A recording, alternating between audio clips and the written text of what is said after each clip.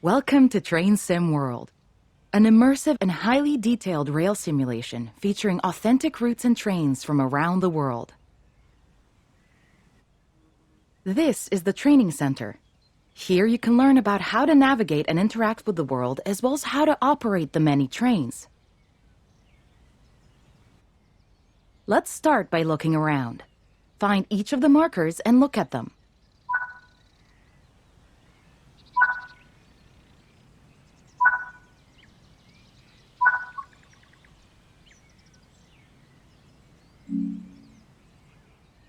Your current objective is shown at the top left of the screen.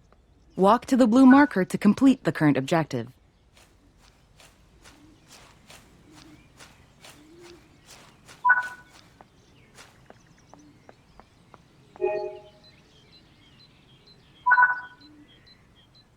You've been awarded some action points. These are displayed in the top right corner of the screen and count towards your overall experience level for the game. This is one of the many types of route tasks to be discovered. Keep an eye out for many more types and styles of route tasks, which can involve placing, collecting, or fixing a variety of things. Head into the main building, and you'll continue your induction there.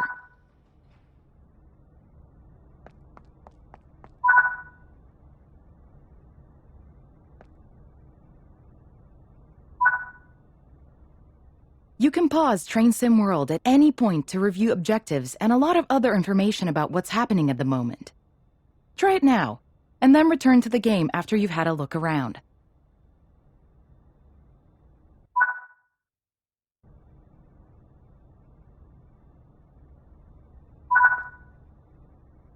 Now that we've covered some of the basics of moving around and interacting with the environment, let's take a walk through the building and find the trains.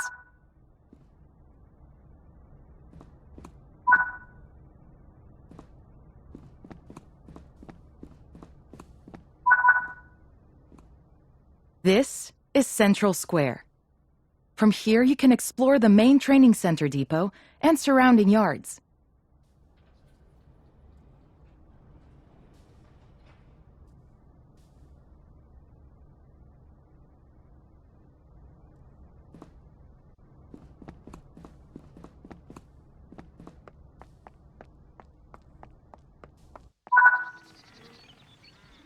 Your journey operating trains is just getting started here in the training center. Remember, you can always come back here from the main menu to refresh your knowledge if you're unsure about anything.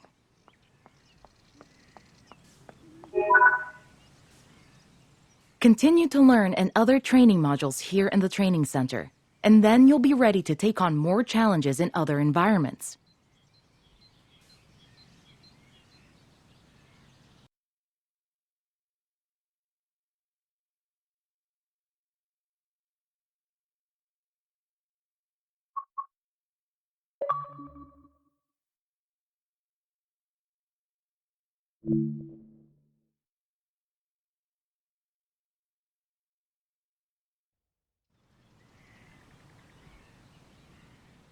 This module will cover the on-screen overlay, known as the heads-up display or HUD, that is shown when you are in control of a train.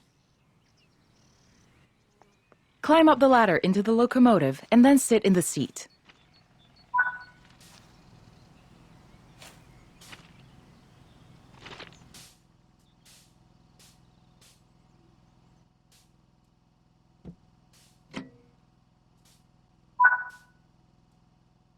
Welcome to the most important seat in the train. While sitting here, you'll be in full control. Before you think about moving the train, though, let's look at the HUD overlay that's appeared on the bottom right. The heads-up display is a guide to what your train is doing. The main part of the HUD is the speed display. A white bar will appear around the outside to show your current speed, and the red mark indicates your maximum permitted speed.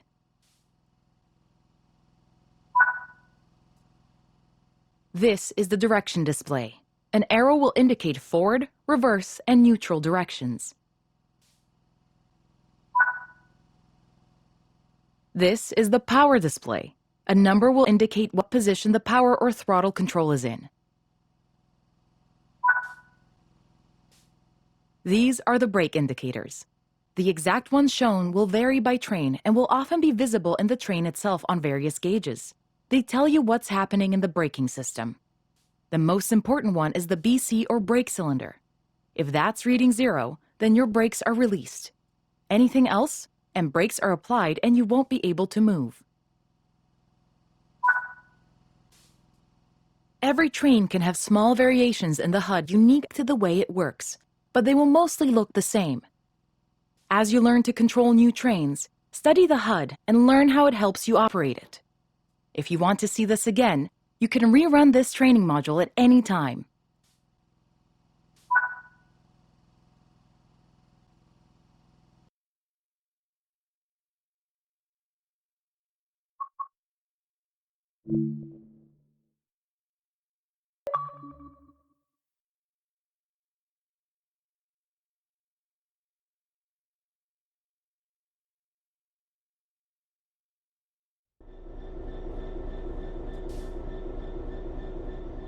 In this training module, you're going to look at making the train move and then bringing it to a stop again. While many trains have different controls and are operated in different ways, there are basically always 3 controls that are common and are required to move the train. The reverser sets the direction between forwards and backwards. The brakes are used to slow or stop the train. The throttle controls how fast the train accelerates. We want to move the train forwards, so move the reverser in that direction. Keep the brake control and release until you can see the brake pipe control needles are reading 5 bar, pointing upwards. This will release the brakes fully. Watch the brake cylinder, or BC gauge, to see it gradually reduce to 0, which tells you that the brakes are now fully released and you can move the train. Apply some throttle to get the train moving. As you apply power, notice the amp bar rising. This is the amount of power being fed into the traction motors. Now that you've reached your target speed, you can move the throttle control back to 0. The train will then coast on level ground, and the train will only slow down very gradually.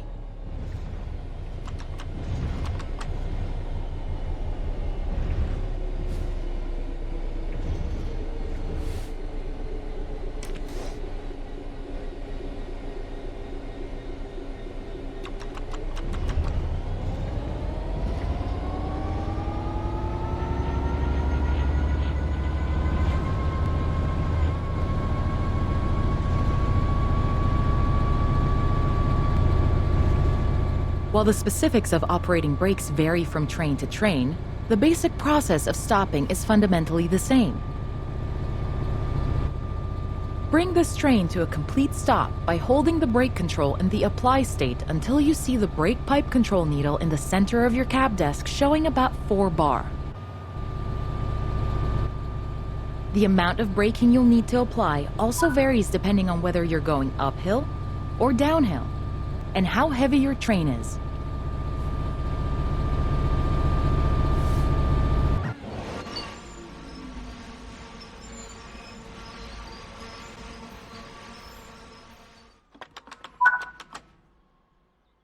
Stopping a train is one of the biggest challenges of controlling them, particularly stopping them in the right place. That concludes this module. Restart the module to learn the steps again, or move on to the next module.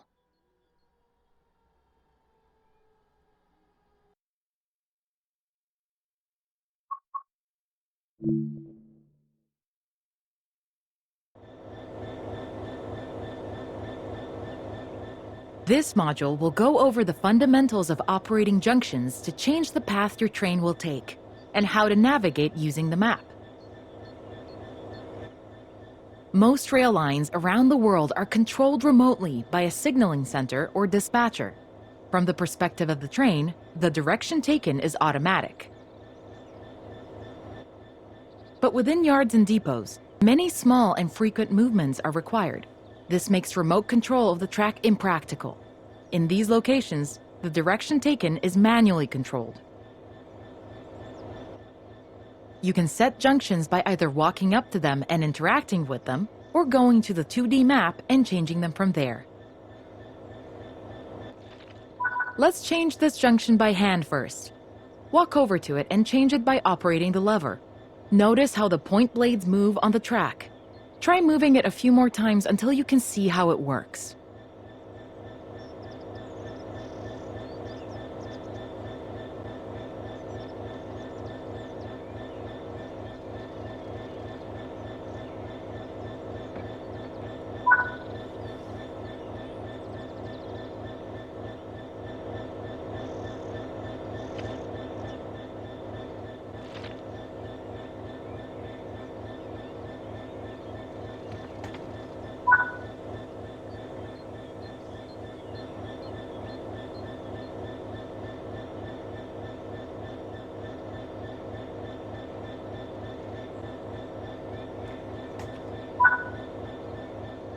Let's head over to the train, and then we can look at the map.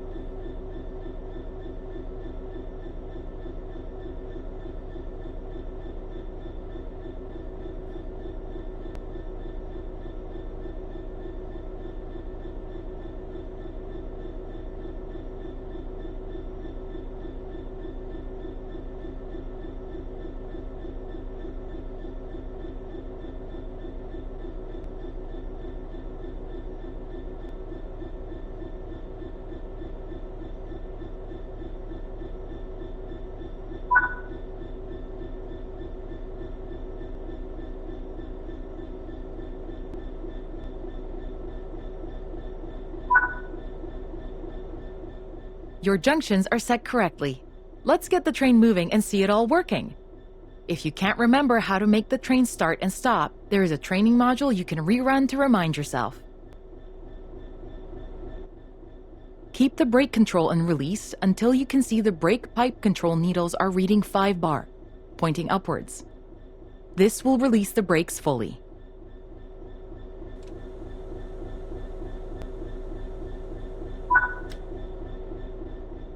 Watch the brake cylinder, or BC gauge, to see it gradually reduce to 0, which tells you that the brakes are now fully released and you can move the train.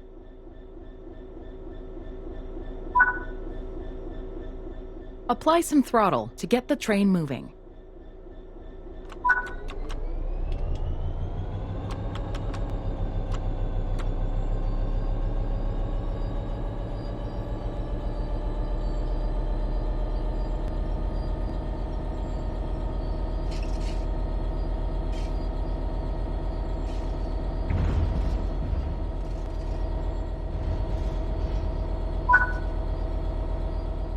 Now that you've reached your target speed, you can move the throttle control back to 0. The train will then coast on level ground, and the train will only slow down very gradually.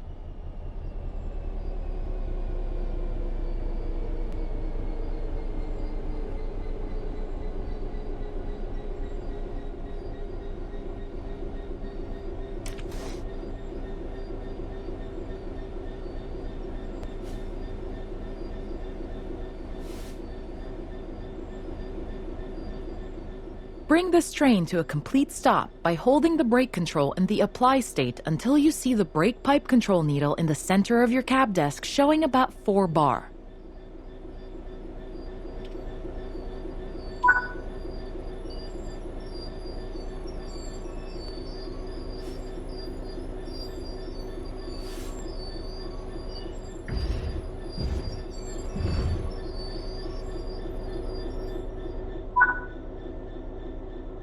That concludes this module.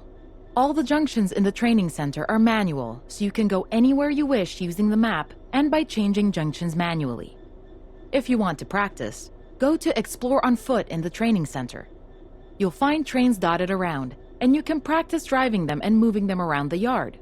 Don't forget, you can always rerun this training module later if you can't remember any of what's been covered.